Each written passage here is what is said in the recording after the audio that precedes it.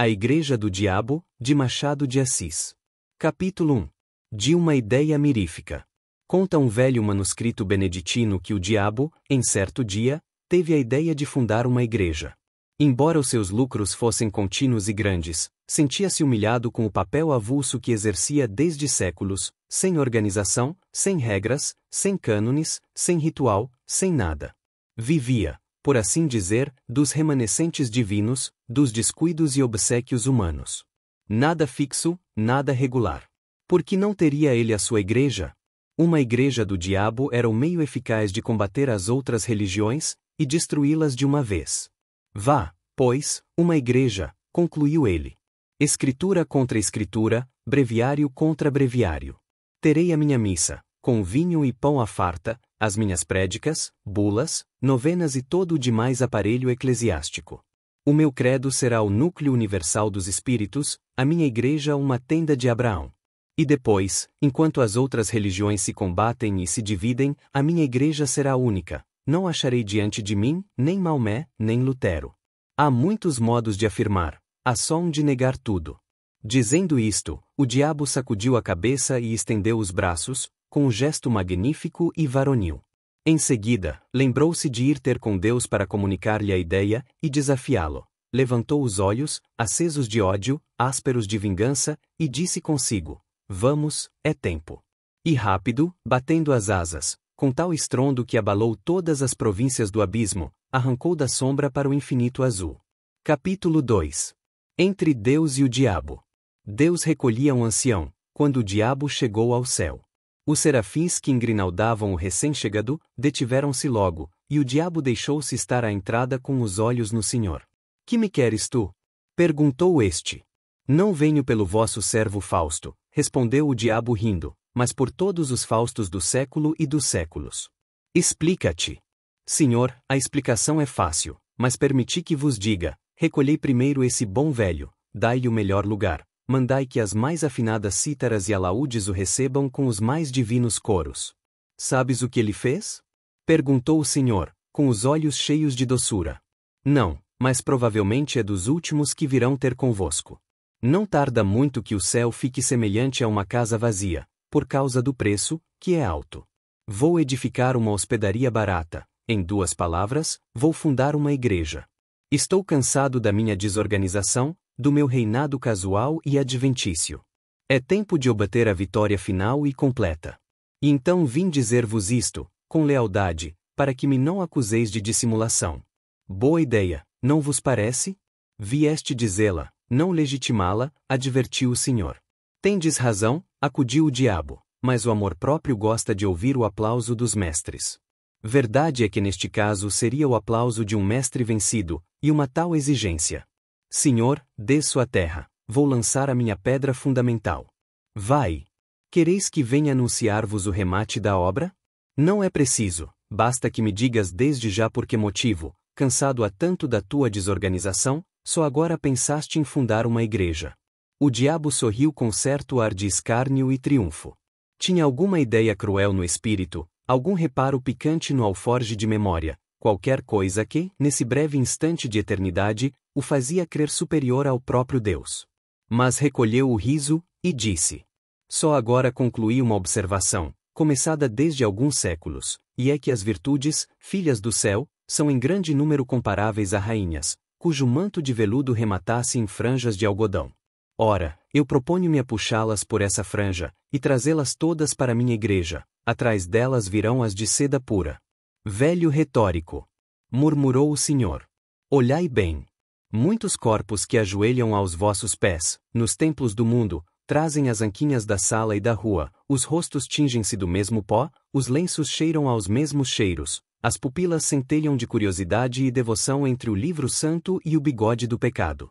Vede o ardor, a indiferença, ao menos, com que esse cavalheiro põe em letras públicas os benefícios que liberalmente espalha, ou sejam roupas ou botas, ou moedas, ou quaisquer dessas matérias necessárias à vida. Mas não quero parecer que me detenho em coisas miúdas. Não falo, por exemplo, da placidez com que este juiz de irmandade, nas procissões, carrega piedosamente ao peito o vosso amor e uma comenda. Vou a negócios mais altos. Nisto os serafins agitaram as asas pesadas de fastio e sono. Miguel e Gabriel fitaram no Senhor um olhar de súplica. Deus interrompeu o diabo. Tu és vulgar, que é o pior que pode acontecer a um espírito da tua espécie, replicou-lhe o Senhor. Tudo o que dizes ou digas está dito e redito pelos moralistas do mundo. É assunto gasto, e se não tens força, nem originalidade para renovar um assunto gasto, melhor é que te cales e te retires. Olha, todas as minhas legiões mostram no rosto os sinais vivos do tédio que lhes dás.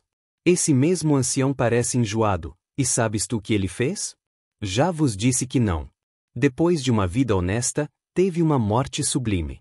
Colhido em um naufrágio, ia salvar-se numa tábua, mas viu um casal de noivos, na flor da vida, que se debatiam já com a morte. Deu-lhes a tábua de salvação e mergulhou na eternidade. Nenhum público, a água e o céu por cima. Onde achas aí a franja de algodão? Senhor, eu sou, como sabeis, o espírito que nega. Negas esta morte? Nego tudo. A misantropia pode tomar aspecto de caridade. Deixar a vida aos outros, para um misantropo, é realmente aborrecê-los. Retórico e sutil. Exclamou o Senhor. Vai, funda tua igreja, chama todas as virtudes, recolhe todas as franjas, convoca todos os homens. Mas, vai.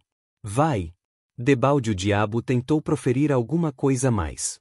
Deus impusera-lhe silêncio. Os serafins, a um sinal divino, encheram o céu com as harmonias de seus cânticos.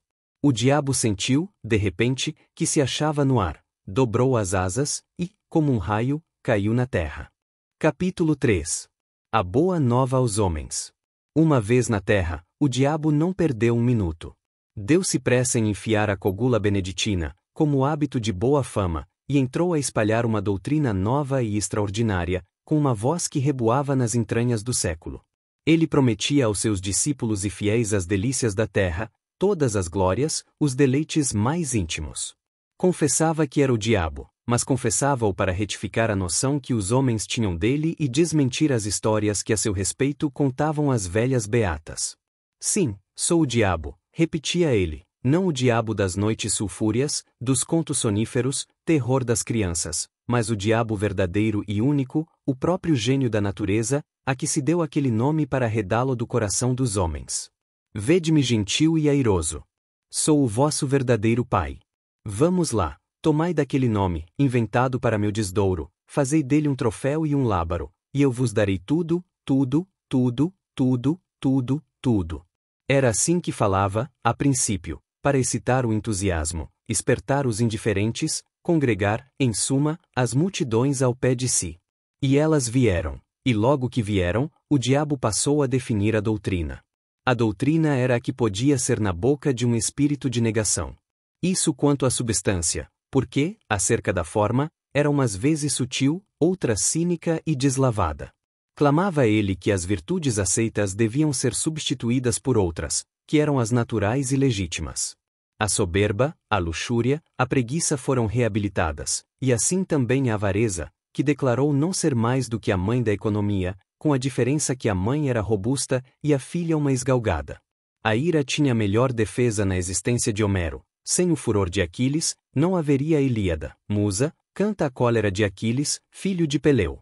O mesmo disse da gula, que produziu as melhores páginas de Rabelais, e muitos bons versos de Isope, virtude tão superior, que ninguém se lembra das batalhas de Luculo, mas das suas ceias, foi a gula que realmente o fez imortal.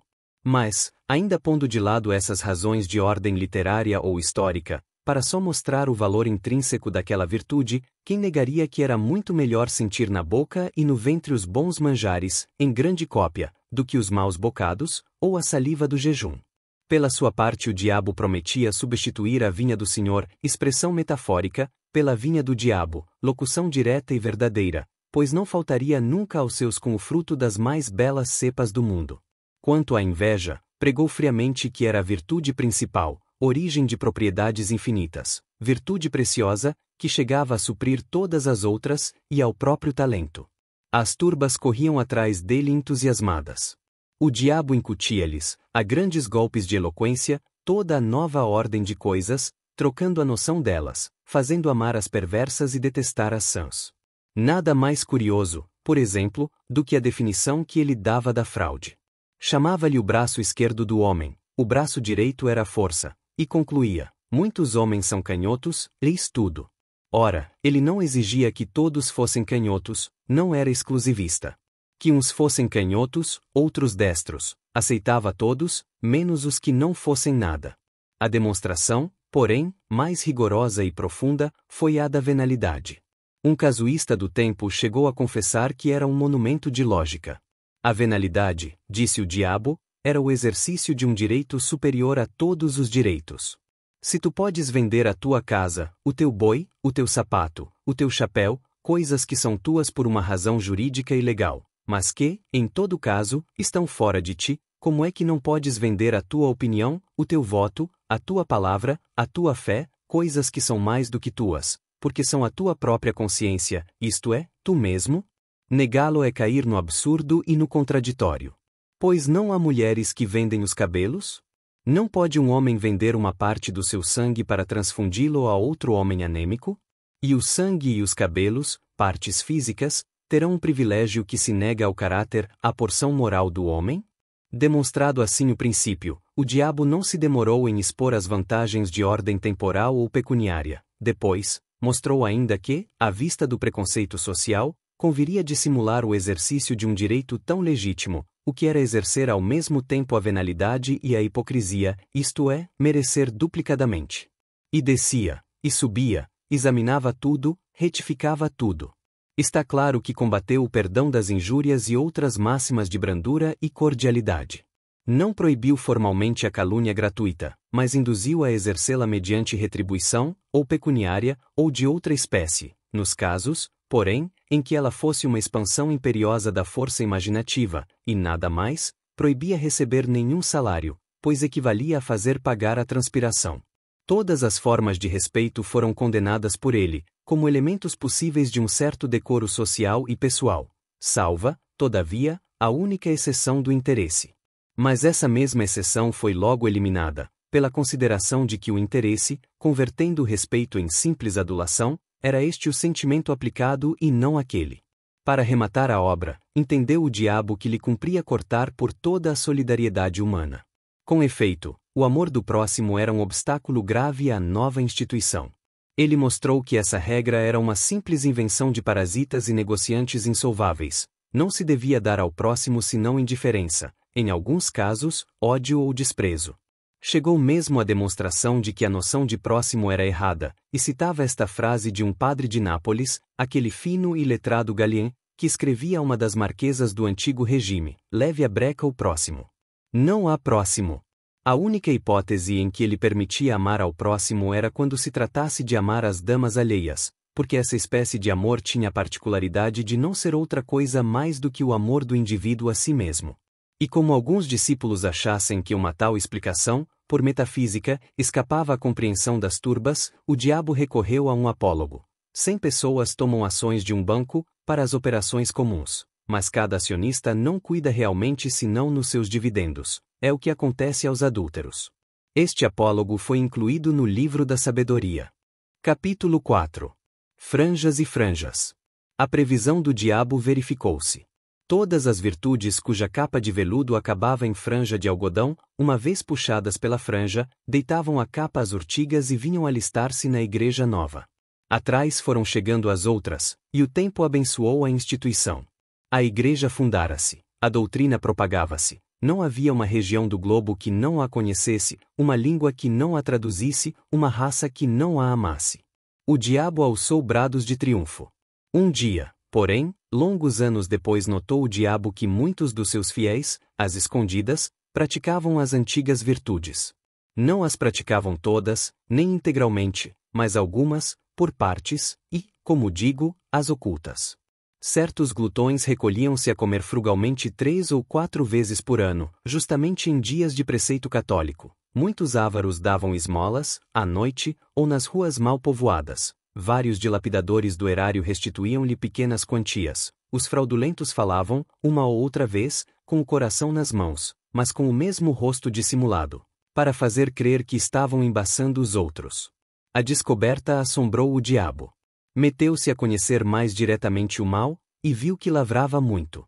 Alguns casos eram até incompreensíveis, como o de um droguista do Levante, que envenenara longamente uma geração inteira, e, com o produto das drogas, socorria os filhos das vítimas. No Cairo achou um perfeito ladrão de camelôs, que tapava a cara para ir às mesquitas. O diabo deu com ele a entrada de uma, lançou-lhe em rosto o procedimento. Ele negou, dizendo que ia ali roubar o camelo de um drogomano. Roubou, com efeito, à vista do diabo e foi dá-lo de presente a um muezim, que rezou por ele a Alá. O manuscrito beneditino cita muitas outras descobertas extraordinárias, entre elas esta, que desorientou completamente o diabo. Um dos seus melhores apóstolos era um calabrês, varão de 50 anos, insigne falsificador de documentos, que possuía uma bela casa na campanha romana, telas, estátuas, biblioteca, etc. Era a fraude em pessoa, chegava a meter-se na cama para não confessar que estava são. Pois esse homem, não só não furtava ao jogo, como ainda dava gratificações aos criados. Tendo angariado a amizade de um cônego, ia todas as semanas confessar-se com ele, numa capela solitária, e, conquanto não lhe desvendasse nenhuma das suas ações secretas, benzia-se 2 vezes, ao ajoelhar-se e ao levantar-se. O diabo mal pôde crer tamanha leivosia. Mas não havia que duvidar, o caso era verdadeiro. Não se deteve um instante. O pasmo não lhe deu tempo de refletir, comparar e concluir do espetáculo presente alguma coisa análoga ao passado. Voou de novo ao céu, trêmulo de raiva, ansioso de conhecer a causa secreta de tão singular fenômeno. Deus ouviu-o com infinita complacência, não o interrompeu, não o repreendeu, não triunfou, sequer, daquela agonia satânica. Pôs os olhos nele, e disse-lhe: Que queres tu, meu pobre diabo? As capas de algodão têm agora franjas de seda, como as de veludo tiveram franjas de algodão. Que queres tu? É a eterna contradição humana.